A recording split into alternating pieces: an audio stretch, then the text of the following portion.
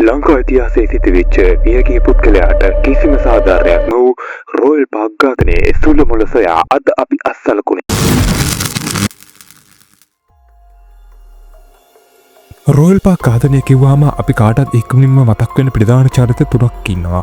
Yvonne Johnson, කැරොලයින් Johnson, Jude සමන්ත. කවුද මේ ජූඩ් සමන්ත කියන්නේ? කොළඹ ප්‍රධාන පෙළේ කෝටිපති ව්‍යාපාරිකයෙක්ගේ තුන්වෙනි පුත්‍රයා තමා මේ ජූඩ් සමන්ත කියන්නේ. ජූඩ් සමන්තගේ අධ්‍යාපන කටයුතු ගැන අපි කතා කරොත් එහෙම ජූඩ් සමන්ත අධ්‍යාපනය ලබලා තියෙන්නේ කොළඹ ජාත්‍යන්තර පාසලකින්. මොහු පාසලේ සැරට කීපයක්ම සිදු කර තිබෙනවා. පාසලට මත්ද්‍රව්‍ය රැගෙන යාම, පාසල් දැරියක් දූෂණය කොට ඒ දැරිය ගැප් ගැනීමද ඒ ප්‍රධාන වැඩ කිහිපයක් වෙනවා. ඉතින් කොහොමින් හරි පාසල් අධ්‍යාපන කටයුතු අවසන් කරලා මෙයා යනවා උපාධිය හැදෑරීම සඳහා ඕස්ට්‍රේලියාවට. ඊට පස්සේ මොහු නැවතත් වැකේෂන් එක සඳහා ලංකාවට පැමිණෙනවා. හරි ඒ තමා සමන්තගේ පස්තිව. කවුද මේ ඉවෝන් ජොන්සන් කියන්නේ? කවුද කැරොලයින් කියන්නේ? ඉවෝන්ගේ තාත්තා ශ්‍රේෂ්ඨ ජාතිකයෙක්. කෝටිපති ව්‍යාපාරිකයෙක්.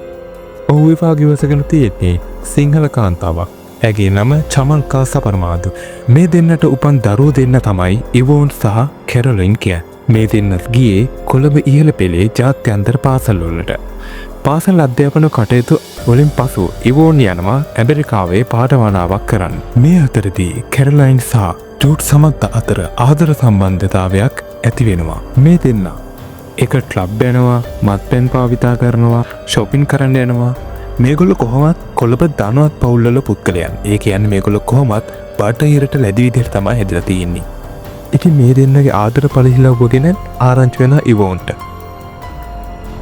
ඉවෝන් අම්මට කෝල් එකක් අරගෙන කියනවා නංගිට කියන්න සමන්තව ආශ්‍රය කරන එක නවත්තන්න කියලා. ඉවෝන් සමන්ත ගැන හොඳට දන්නවා. ඉවෝන් සමන්තව දන්නේ අවුරුදු 12-13 දී ඉඳන්. ජූඩ් සමන්ත ඊට කලින් කරපු ඒවා, එයා හැසිරිච්ච විදිය, එයා කරපු ඔක්කොම දේවල් හොඳට ඉවෝන් දන්නවා.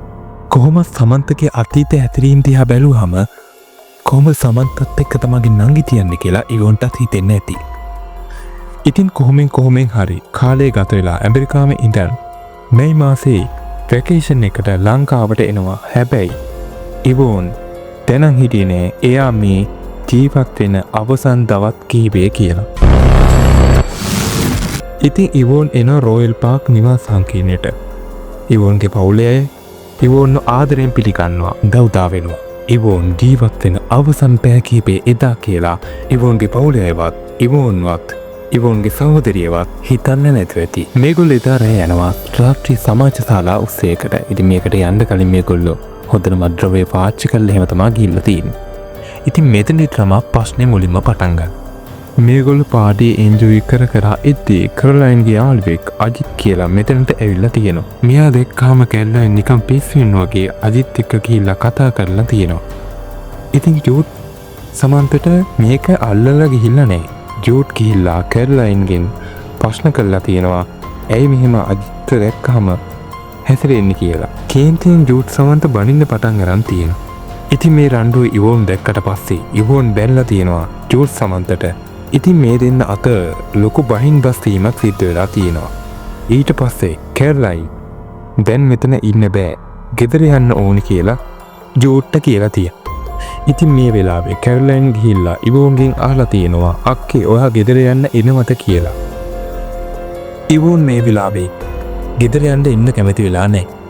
ඉවෝන් කියලා තියෙනවා මම පස්සේ එන්නම් කියලා. එරණේ ජූඩ් සමන්තයි රෝයල් පාක් නිවාස සංකීර්ණයට ගිහිල්ලා පැයක් පමණ කාලය ගත කරලා ජූඩ් සමන්ත රෝයල් පාක් සංකීර්ණයෙන් ගෙදර ඉන්න පිට වෙලා තියෙනවා. ඉතින් අද ජූඩ් හොඳට මත් වෙලා හිටපු නිසා 19 වෙනි මහලේ ඉඳන් පල්ලෙහාට ඇවිල්ලා තියෙන්නේ පඩිපිල දෙකේ. මේ ඉවෝන් ජීවත් වෙන අවසන් මිනිත්තු කිහිපය. ජූඩ් පල්ලෙහාට බහිනවා වගේම ඉවෝනු පඩිපෙළ දෙකේ උඩට ඇවිල්ලා තියෙනවා. මෙතනදී මේ දෙන්න මූණට මූණ මුණ ගැහිලා තියෙනවා. ඉතින් මේ දෙන්න අතර යම්කිසි කතා බහක් දුර දිග ගිහිල්ලා ජූඩ් සමන්තයි ඉවෝනුයි නැවතත් දැනගෙන තියෙනවා. ඉතින් මේකෙද ජූඩ්ගේ ඇඟේ හිටපු තිරිසනා එළියට එන්න පටන් ගන්න තියෙනවා. ජූඩ් අල්ල ගන්නවා ඉවෝන්ගේ කෙස්සටියෙන්. මෙයා කෙස්සටියෙන් අල්ලගෙන එක දිගට පඩිපෙළේ ඉවෝන්ගේ ඔළුව ගහනවා. ඒත් එක්කම පඩිපෙළේ අත්වාරුවෙත් ඉවෝන්ගේ ඔළුව ගහනවා.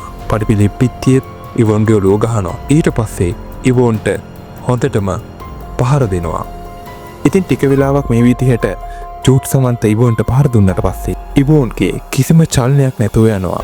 ඒකන නැවතුන් නැති මේ තිරිසන ඉවෝන්ගේ ඇදුම් ගලෝලා ඉවෝන්ගේ කකුල් දෙක ඔලුවට නමලා ඔලුවෙන් ගැට ගහනවා. කොච්චර දරුණුදයට ඉවෝන්ට පහර දුන්නද කියනනම් පහර දීලා මෙයා කැරකිලා පඩිපෙල්වලින් පෙල්ලිලා ගිහිල්ලා 10 වෙනි මහලට ගිහිල්ලා තියෙනවා.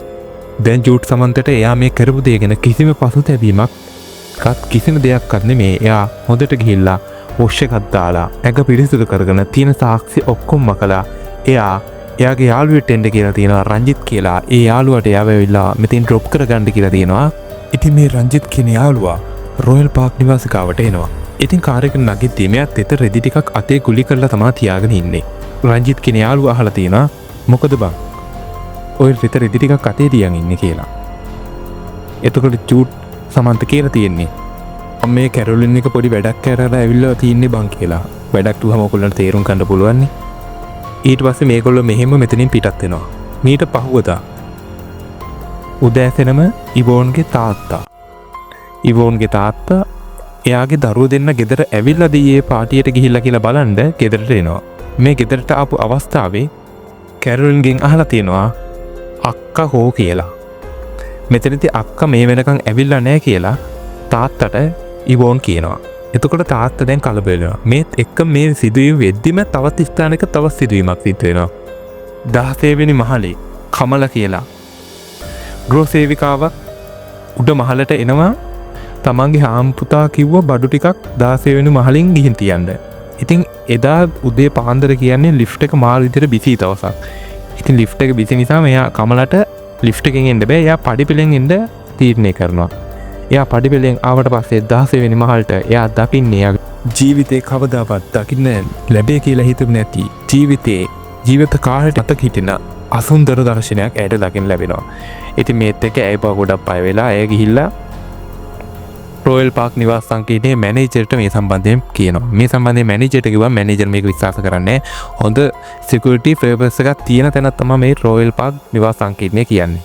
ඒත් දැන් මේ කමලගේ බය වෙලා තියෙන මූණ දැක්කහම හොඳට තේරෙනවා මේක ඇත්ත සිදුවීමක් වෙන්න පුළුවන් කියලා හිතෙනවා මේ මැනේජර්ට. ඉතින් මැනේජර් ඇවිල්ලා බලන අදහස එනවානේ. ඒතර මැනේජර් දකිනවා මේක ඇත්ත සිදුවීමක් කියලා.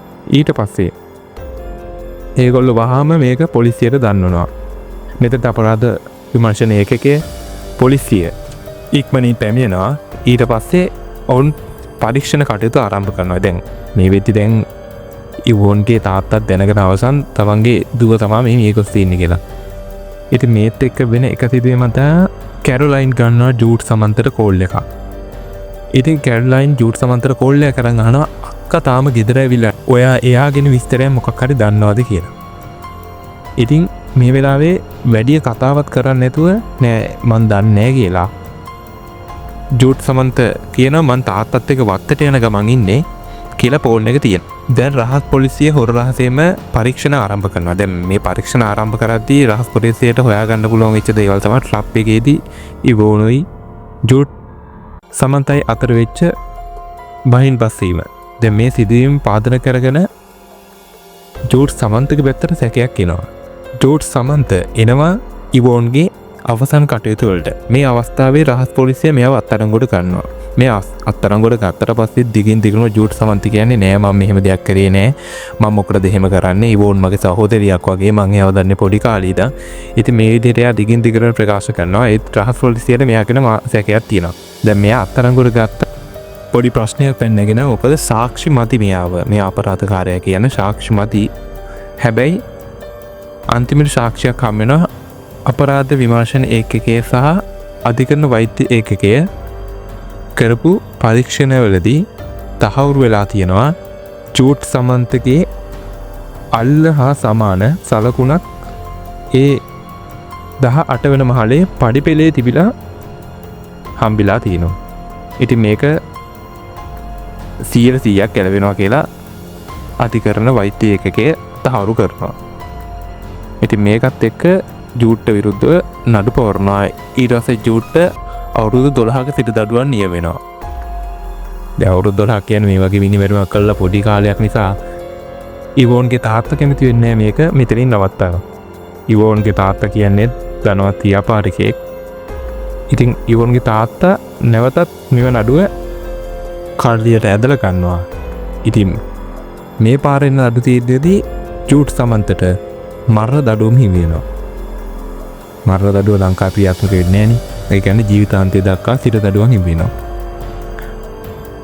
නමුත් දුකට කාරණයක් වෙන්නේ හිටපු ජනපති මෛත්‍රීපාල සිරිසේන මහතාගේ ජනාධිපති සමාව ලබලා මේ ජූඩ් සමන්ත කියන තැනැත්තා හේ නිදහස් වෙනවා. ඊට පස්සේ ඒ ජනාධිපති සමාව අහෝසි කරනවා. හැබැයි අහෝසි කරද්දී ජූඩ් සමන්ත කියන පුද්ගලයා මේ රටින් පිට වෙලත් ඉවරයි. දැන් මේ වෙන විටත් ඔහු අත්අඩංගුවට රැගෙන නැහැ. ඉතින් ඕක තමයි ඉතින් ලංකාවේ දේශපාලනීය තත්ත්වය. දැන් මම දකින මතයේ හැටියට ජූඩ් සමන්තව නිදහස් කරන්න නැතුව ඉන්න තිබ්බා. අනික එදා දැන් මේ සිදුවීම වෙච්ච දවසෙත් නිකමට හිතන්නකෝ දැන් ඉවෝන් නිකමට හරි ඉවෝන් ලිෆ්ට් එකේ එදා ගියා නම් උඩට එදා ඉවෝන් මැරෙන්නේ නැති වෙලා තාමත් ජීවතුන් අතර ඉන්න තිබ්බා. නැත්තම් ජූඩ් සමන්ත ලිෆ්ට් එකෙන් පල්ලෙහාට ආව නම් ඒත් ඉවෝන් ජීවතුන් අතර ඉන්න තිබ්බා. දන්න ඉතින් මේ සිදුව මේක අතර වෙලාව තමයි. ඉතින් කොහොම හරි මේ විදිහට මේ නඩුව අවසන් වුණා. ඉදිරියට මොකක් වෙයිද දන්නේ නැහැ. සමහර විට ඉදිරියේදී ජූඩ් සමන්ත අත්තරම් ගොඩගයි. ඉතින් ඔයාගේ අදහසත් පල්ලෙහා කමෙන්ට් එකක් දාගෙන යන්න අමතක කරන්න එපා. ඒ වගේම සබ්ස්ක්‍රයිබ් කරන්න. අපි දිගින් දිගට මේ වගේ අපරාධ සිද්ධි මිනිමෙරුම් ගෙන අභිරහස් කතා ගෙන දිගින් දිගටම ගේන්න බලාපොරොත්තු වෙනවා. අද අපි සමු ගන්නවා.